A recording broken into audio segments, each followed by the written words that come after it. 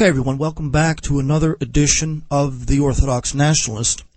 Tonight I am doing a show on Guenon, Rene Guenon, and this is really the result of a request, and actually several requests over the last year or so, that I deal with his metaphysics and approach to science. For me, Guenon was very important early on in my development because of his battle against nominalism. If there is a single metaphysical idea that I have dedicated my life's work to, it is that the greatest evil and the greatest destructive force in terms of thought is nominalism. Nominalism is, at its most simple, the idea that there is no intrinsic connection among objects in classes of things. We classify different species, for example, different forms of moral action, and we give them a label.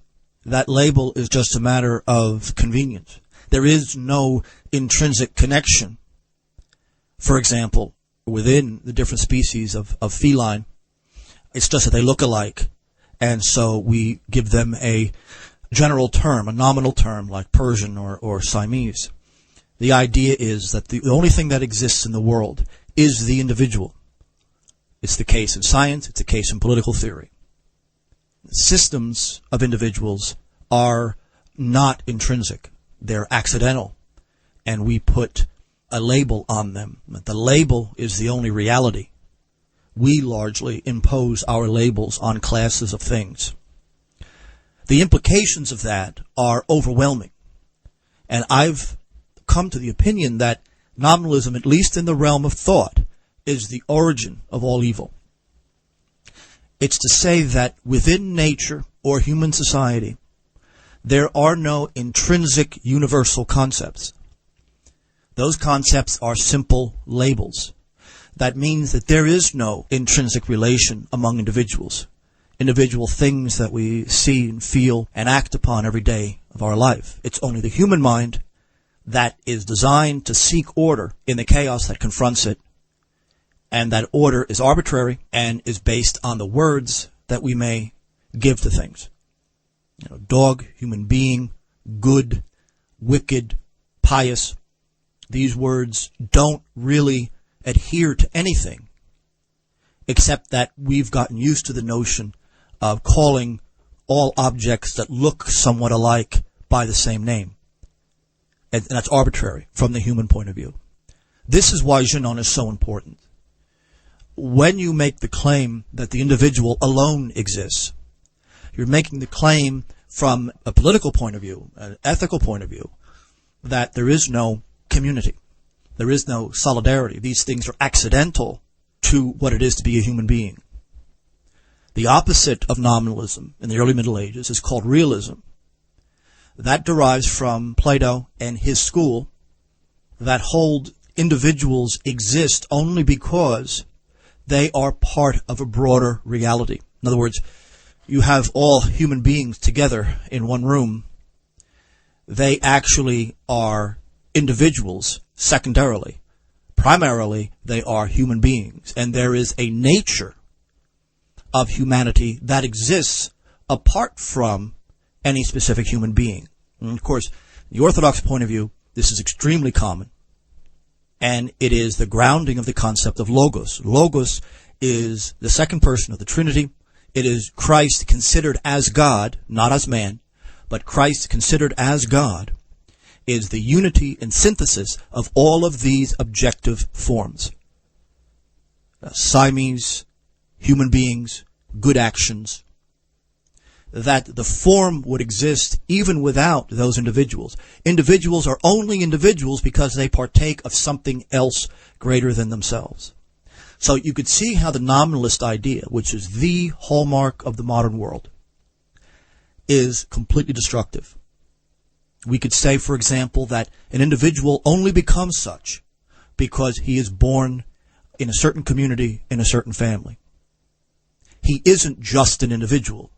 That individualism is so intensely fenced about with the eternal forms of natural items, such as families and ecosystems.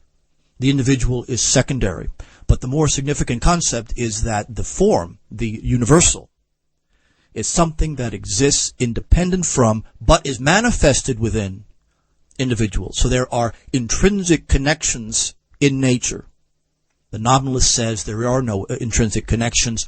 We put labels on things to bring order out of chaos. And for the most part, those labels, they may be useful, but they are not essential. They're just words that we apply to a class of thing.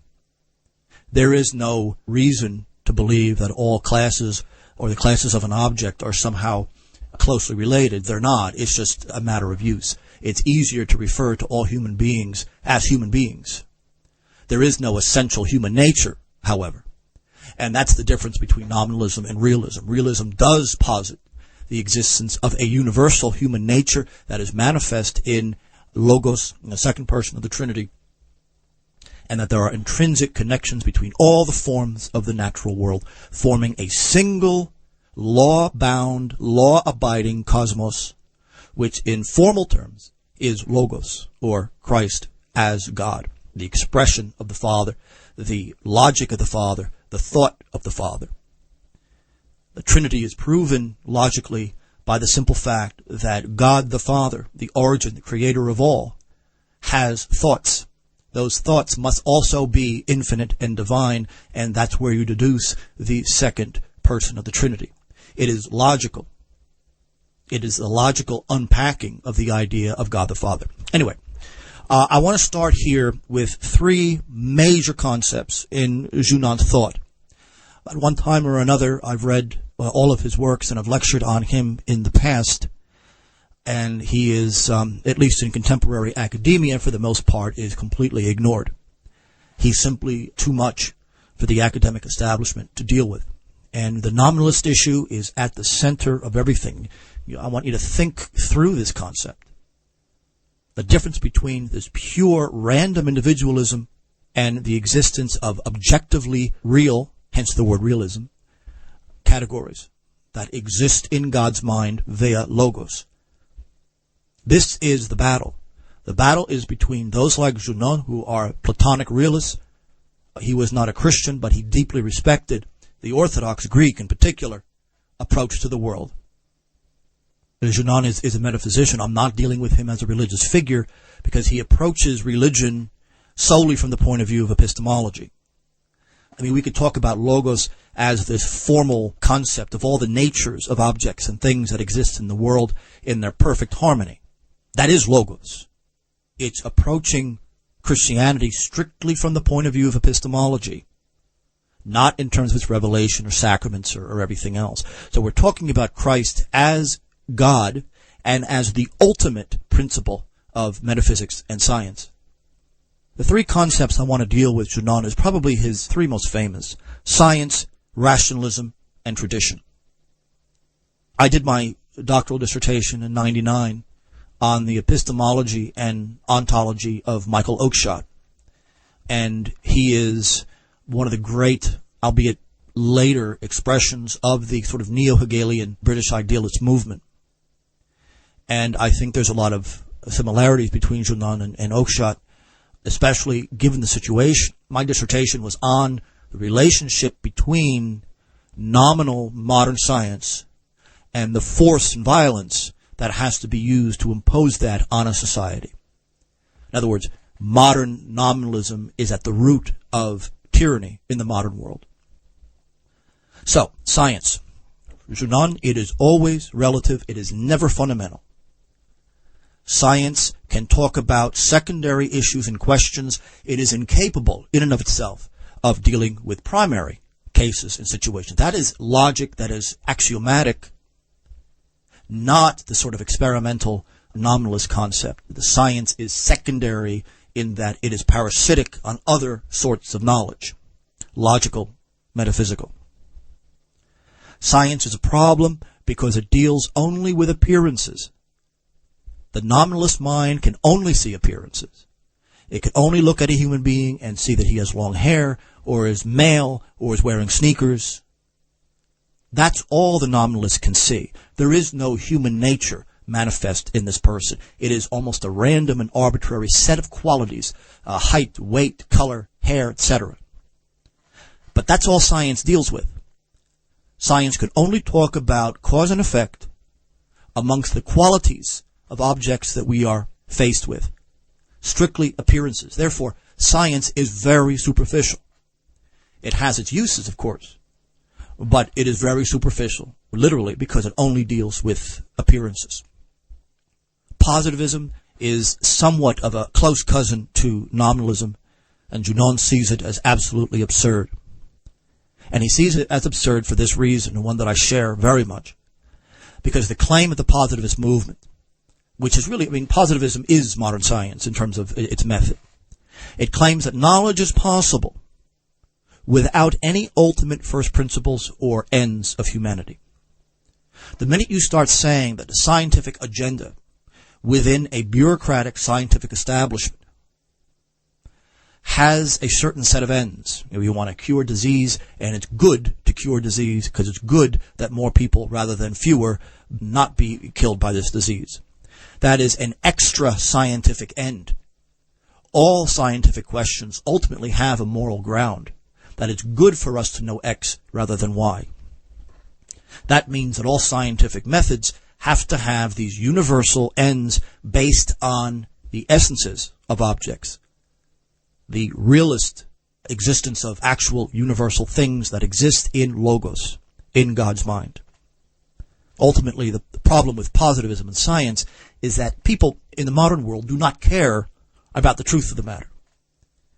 Most of the time they flee from understanding the truth of the matter. No, the modern scientific establishment is based solely on technology, on the application of their knowledge, which allegedly will make our lives much easier.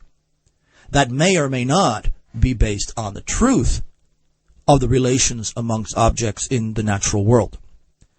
The fact is that facts, the way we use the word facts, these only have meaning within a broader theory. They do not exist separate from your basic approach to the world. And that basic approach is not scientific, because scientific methods themselves presuppose a logical set of concepts, the logic that we human beings adduce to things, which makes science something trustworthy. But those axioms, those first principles, are not scientific, and science cannot make them. Never confuse science proper with the present bureaucratic scientific establishment. Those are two very separate things. And when I have debated many of these positivist types, they refuse to make that distinction. The modern scientific establishment is science with a capital S, which of course is nonsense. Ultimately, Guénon's idea is one that I share very much. Truth does not exist. It doesn't exist in the nominalist world. The nominalist world only sees the elite's ability to manipulate nature, including human nature, to get nature to do something that she normally would not do. You're forcing nature to do something, and that is the nature of technics. That is the nature of science. The old alchemical concept was, according to Guenon, a concept of cosmic order, the real relations among things, even apart from their material manifestations. Modern chemistry, on the other hand, is really just about materialism, profits, satisfying a certain overarching agenda, both intellectually and in terms of state, corporate America, whatever it is. Confusing science with the scientific establishment is a tremendous error. It's sort of like confusing ethical behavior with the Department of Philosophy at the University of North Dakota, or the philosophic establishment in universities in general. Those are two different things. Okay, the second concept is rationalism.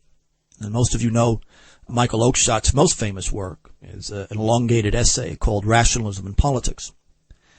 Now, Oakeshott is approaching this from a neo-Hegelian point of view, which I don't want to get into now. I guess you could order my dissertation. It's online somewhere.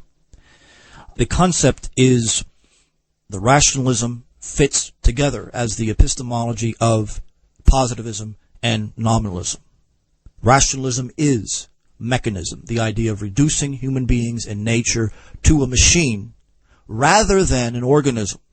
The Enlightenment is based on, especially the early French Enlightenment, is based on the concept that nature is a machine, while, of course, the reaction to the old medieval concept was that nature is an organism. Two very different things. There's a difference between an organism and an organization. It's kind of like saying the U.S. Constitution contains certain words and phrases that we may find agreeable, but the constitutional order itself is not written down on paper. It manifests the life of Americans at a certain place and time. There's a huge difference between the concept, the organism of things, and how they are manifest externally in terms of mechanized life. Rationalism rejects anything that is super-individual. The problem with nominalism is that it's about modern power. If there are no intrinsic meanings in the natural order, including human nature, they claim that there are no intrinsic meanings. There is no intrinsic connections amongst natural objects, except that human beings give them this conception. That means the scientific establishment now has given itself the power to interpret all natural function and all natural ends.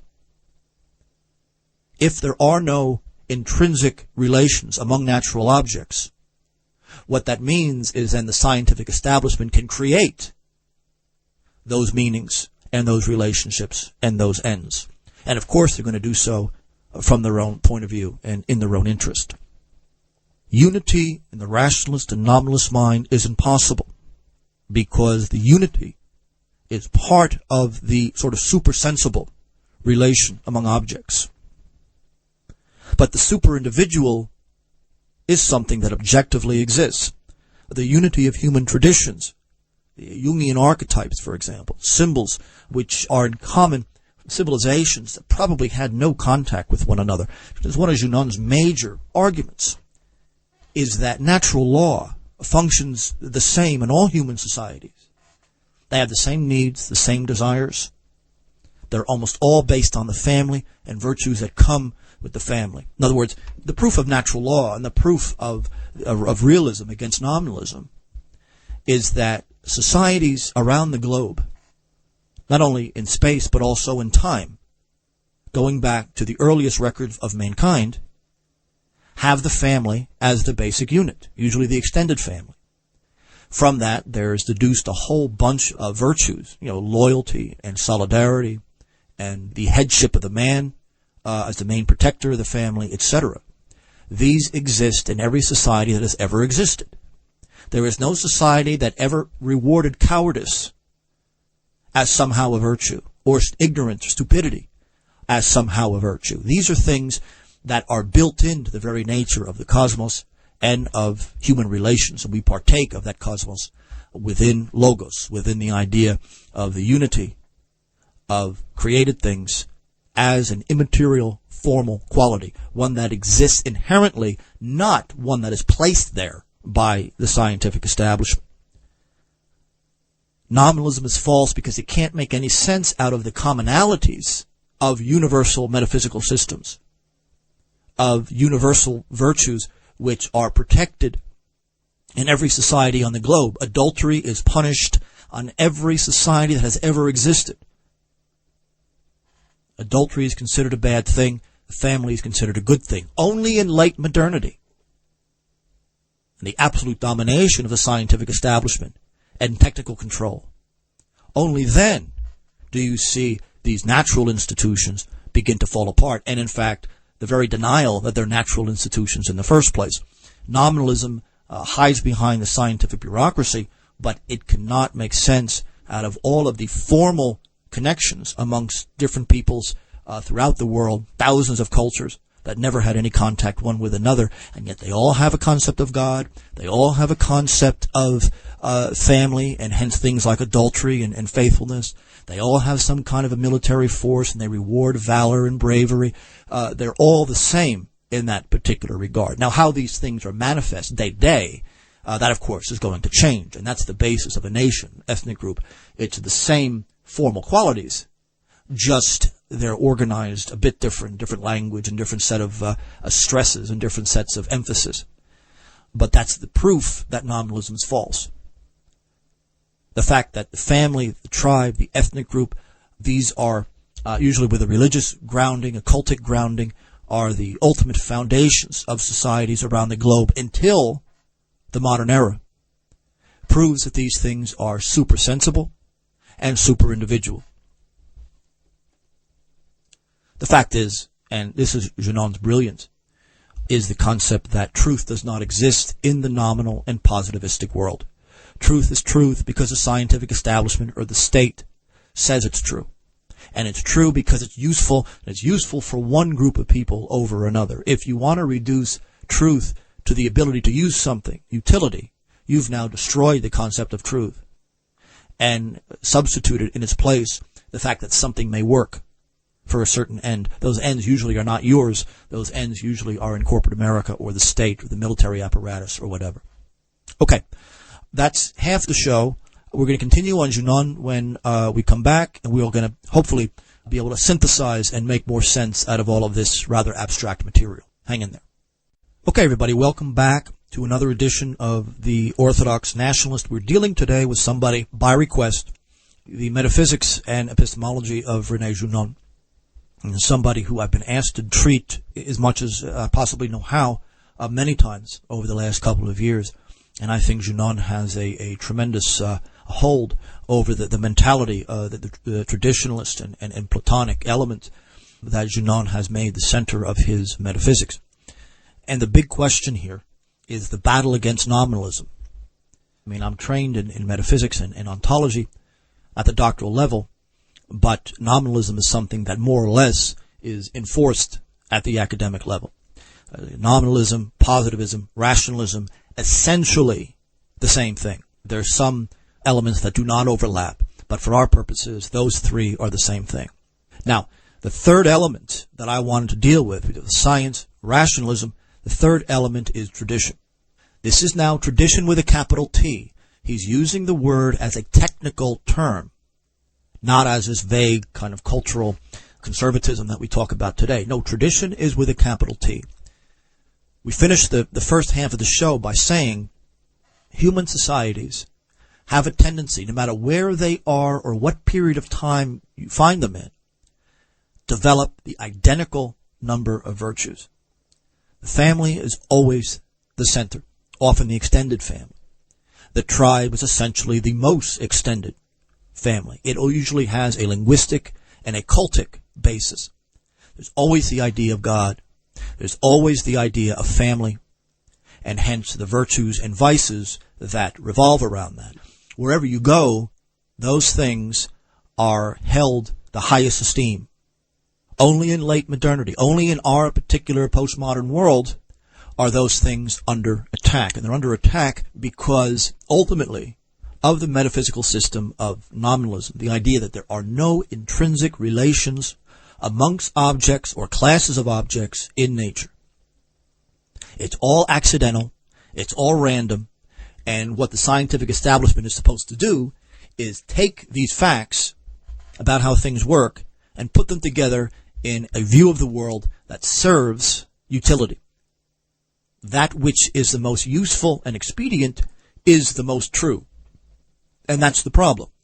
That's the problem. All of us who are doing battle with modernity and the modern mind, ultimately we end up on these topics.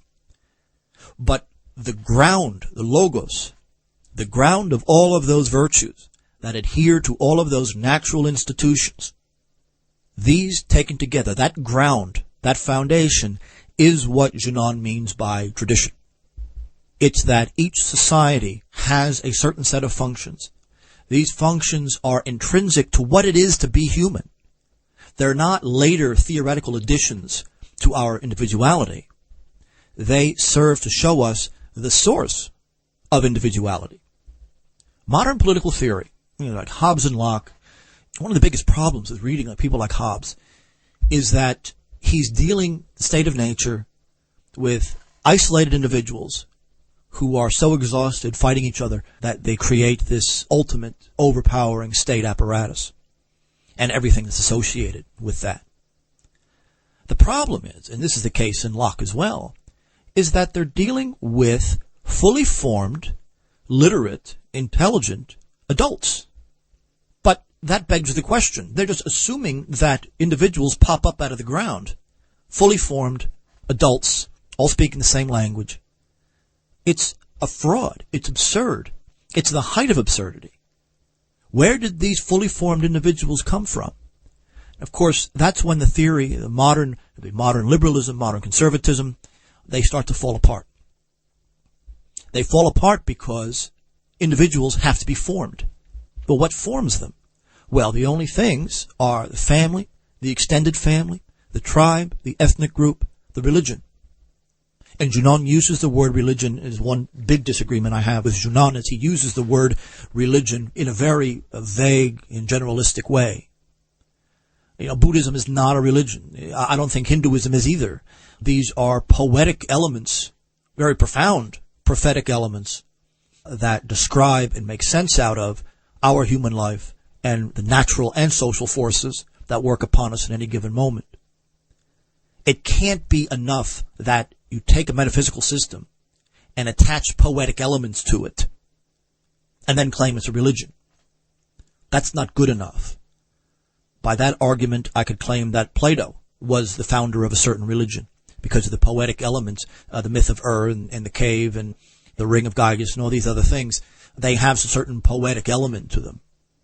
That in and of itself is not enough to create a religion. And Guenon uses the word in a very general way. I think to call Buddhism or Taoism a religion is really to stretch the definition of the word to where it is almost unusable. But the good part of Guenon's concept is that religions, however you want to define that term, have an awful lot in common. I have no difficulty whatsoever with that concept. Of course they do. That just proves that there is a universal human nature. This is the universal human nature that Christ took to himself, connected it with the divine, and then brought it through death. That meant that the form of humanity, human nature itself, was deified. The only way we could participate in it is within the church. But the fact is, all of these poetic, metaphysical, ontological, religious systems all have some concept of that at its root. Natural law creates and maintains these functions that any society needs to have. Every once in a while I get some idiot writing me and he says something like, I see in ancient Egyptian religion a lot of similarities to the Mother of God, the divine child and all this. And I said, could it possibly be that all societies over the millennia have venerated the concept of motherhood? That is a perfectly natural reaction to the development of the family in ancient societies and even prior to ancient societies. They're similar because human nature is one and the same. I mean, I don't even think it's really interesting to say that religions, in that very broad sense, have a lot in common. That only makes sense to me because there is a single human nature and therefore there is a single natural law. The family is always venerated. The ethnic group, in a very general sense, is always venerated. And all those virtues that keep the group together and functioning as a unit are venerated. That shows only that Logos in the Logos doctrine, in fact, is true. It is the harmonious connection of all the forms of objects in nature, including human nature, unified and brought under one concept, and that is God. Specifically, the second person in the Trinity, the thought of God, the wisdom of God, the action of God. Those things must also be God. The thought of God is automatically divine and infinite and containing everything. But there's definitely a difference between the mind that does the thinking and the actual content of the thought.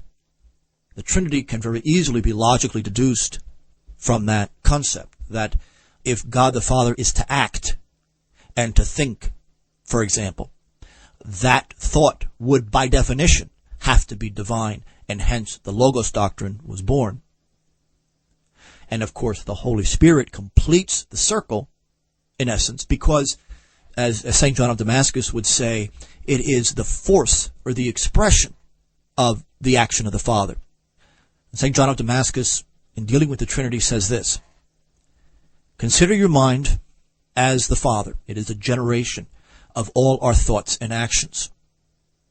But those thoughts and actions we can discuss and analyze as separate from the mind that created them. When I think a certain idea, and then because of that I get up and do it, whatever it is, those are two separate yet highly related things. Words, however, don't just have meanings. Words also have to be made sense out of in a society, in a discipline, like philosophy or history or plumbing. The words that we use all the time have to have an effect, an impact on us. And that is the realm of the Spirit. Hence, the Trinity is complete, logically deduced. This is central to the early church fathers of showing how the thought of God must itself be God, and therefore there must be a logos, where the thoughts of God, the ideas of God, exist in a single, tightly integrated concept, which is Christ. Christ as God. Now, Christ as man is just Christ as an individual person. Certain skin color, certain hair, certain feet. That's Christ as an individual that we can relate to as another individual. No, I'm talking about the divine side. From a purely philosophical point of view, is logos. The unity of all the thoughts of the Father, the so-called ideas in the Platonic system, unified together as a singular element. The full harmony of the cosmic ideas that then get manifest in creation. The problem with the fall of Adam is that Adam at one point was capable of seeing logos, God's presence in all of nature. Not identical to nature, but as the guiding internal principle, essence, light, wisdom, energy. It all means the same thing in metaphysical and religious terms. That is a single object, logos. That logos took humanity to itself. But the Holy Spirit came in the New Testament after Christ had ascended. It is the force of this unity of human and divine nature manifest in history. That is the church, and that is the specific function of the Holy Spirit. So we have our mind. It thinks about something. Then you speak it to somebody. It has a certain meaning. But that's not enough. You need someone to hear it. And they hear it, and those words take on a denotation, a connotation. All of those things that make a word striking to you. You could understand it within a context. That is the third element in this.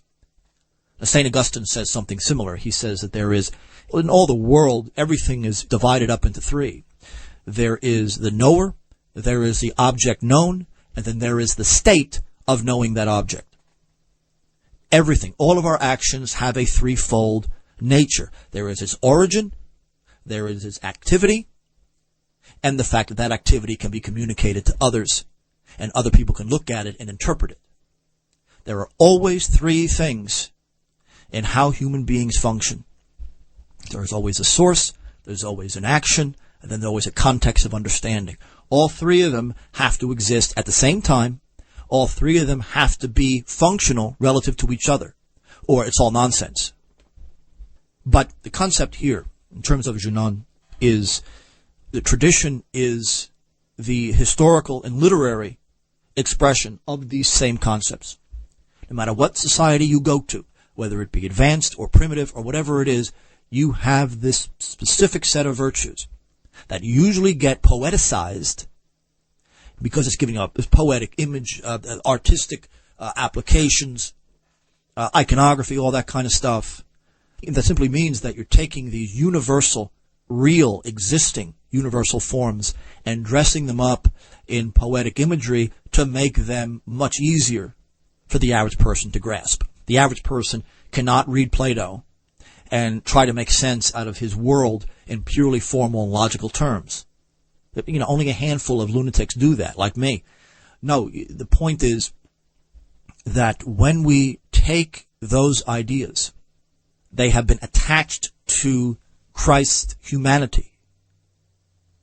Because Christ was an individual speaking a certain language in a certain cultural context, the presence of God the Father in Logos was made clear to all of those in that community, which still exists today, however small, that he has called to enjoy that deep personal connection with the source and the ground of all being, or Logos itself. It's one thing to talk about this as a metaphysician. Not everybody's a metaphysician. And so the average person relates to the same order via the poetry and the artistic vision. That's the central concept. You dress up these objective universal elements in poetic images. And that is a way that these fairly complicated ideas can be communicated to the ordinary non-metaphysical person. But the dressing up of the idea isn't essential. It's something that we do to reach more people. We can make more sense out of an object, let's say like universal negation, Kali in Hinduism. This universal negation, the fact that all objects have a shadow, that death leads to new life, life leads to death, all of this is associated with the goddess Kali. It's much easier to see her just as a statue and as a poetic element of the universal negation. The average person isn't going to look at that and begin to deduce the Logos doctrine from that notion. You dress it up in poetic and artistic form, and that is how a very complicated idea gets transmitted to simple people without really losing anything essential. In Orthodoxy, that is the very nature of the sacraments. That's what a sacrament is. St. Augustine goes so far as to say the sacrament is any righteous act that derives from the Spirit. The sacraments are means whereby the Logos is immediately accessible to those with faith. The much older definition of faith has nothing to do with how moderns deal with it. It's like love. The ancient concept of love has no connection with our modern concept. And the same thing for faith. Faith in the tradition of the ancient church referred to an already existing relationship of the particular underneath its essence. Underneath its essence means hypostasis, to stand under. A hypostasis assumes Plato is right, and that the universal is real, and it's the universal that creates the individual, not the other way around. The nominalists will say that the individual creates the universal, that the individual comes first. But that can't be, because individuals, thinking in human society, for example, are born completely helpless. It is the family, it is a tribe, it is a religion, whatever it is, that brings the child from total helplessness to the point where they become a useful citizen. You really only begin to choose things freely when you're maybe 11, 12, 13. Everything else is just pure determinism. Your individuality comes from the society and all of the ideas that went into your upbringing. And unfortunately, in our age, that has not been a positive experience for most of us. And most of us who read Guenon realize that we have to be in constant warfare in order to make sense out of the true fundamental unity amongst all people, and that is to be found in Logos. And Guenon is a firm believer in this universal ground. The universal ground of ideas that human beings must conform to, that human beings did not create. But as I hinted at before, modern scientific society is an anomaly. There's no other society that has produced anywhere near our level of technology. And it's a real problem, because how long did the Roman Empire exist? And yet they never developed an iPod, or a personal computer, or an internal combustion engine. Only the much later Western civilization, French, German, Dutch, English, whatever, came up with these things. The Roman Empire may have existed from the Republic all the way to the fall of Constantinople in the 15th century, having remained almost exactly the same in its technology, whether it be pagan or Christian or whatever period of time in the Roman Empire, or in the Persian Empire, or the Mongol Empire. Technics was not the expression of their mind. Law and justice may have been, however imperfectly, but Guenon cannot find evidence of any society, no matter how literate, no matter how large, no matter how rich, that was capable of producing these billions of gadgets and circuits and everything else, and have the technology be the very center of how people come to relate to each other, just like we're doing right now over internet radio. The concept here is that Western civilization, because of the introduction of nominalist philosophy, which of course begs the question, has a scientific establishment that is incredibly wealthy and powerful and defines itself not in the approach or in the pursuit of truth, but in the pursuit of those objects that are useful to humanity. So those, in a very brief and very simple way, are the three main elements in Guénon's thought. But the central issue, in his Crisis of the Modern World, he puts out probably the best argument against nominalism and therefore in favor of realism that I've ever come across. And in fact, once you read it, and you read it carefully, are you able to really grasp the counter-revolutionary ideas that are contained. I mean, normally, when we think of just our day-to-day relations to things, we see objects, we use language to identify those objects, and we just assume that because I am an individual, those things that I'm talking about are also essentially individuals.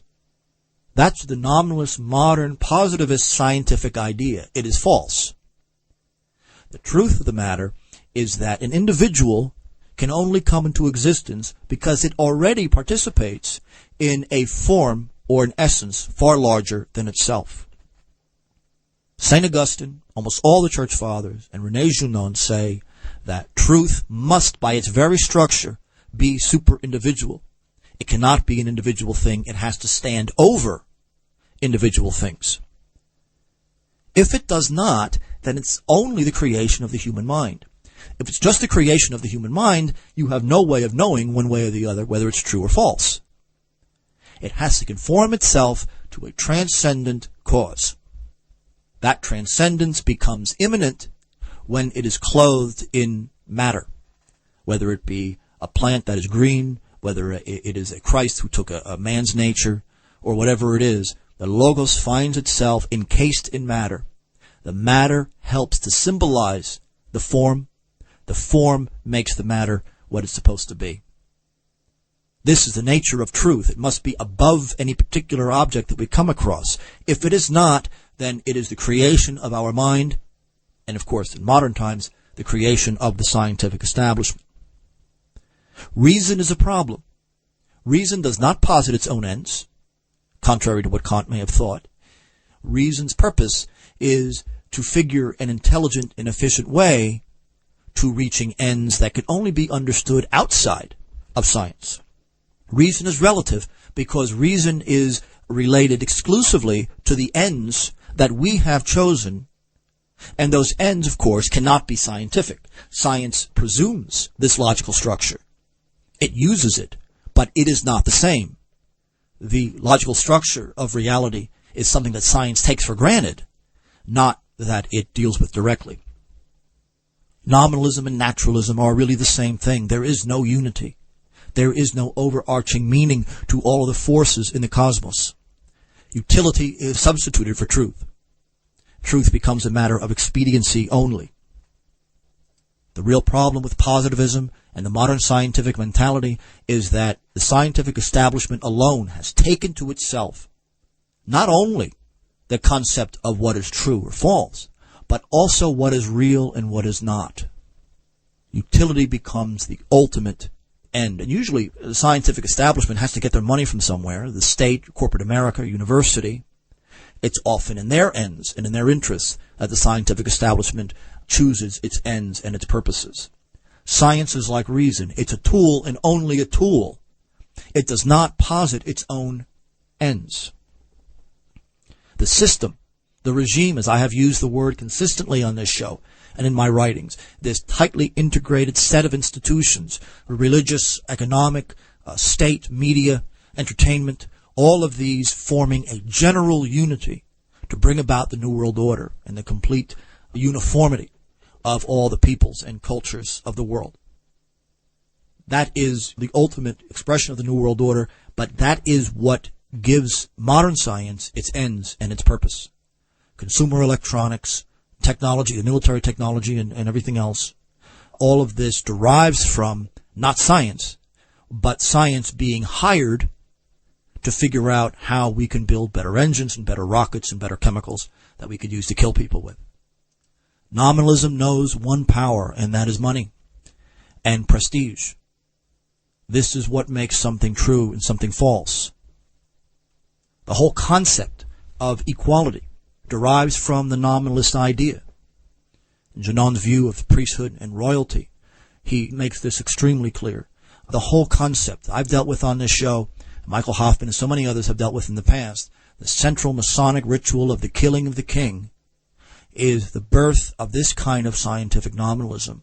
It's the king, not just as a monarch, but of course as many metaphorical expressions of the king, the priest, the bishop, the head of the family, the general in the army, God as father. All of these are the male king. The killing of the king ritual means that you destroy that source of unity and you substitute the will to power. The great thing about Nietzsche is that he was honest enough to say that he didn't give a damn about truth. Truth was something that the Supreme create. Sheer force of will. There is no truth in Nietzsche. It is pure chaos. The only hope we have of even approximating it is that the superior impose their will on this social chaos. Ultimately, Guenon vehemently rejects that general point of view.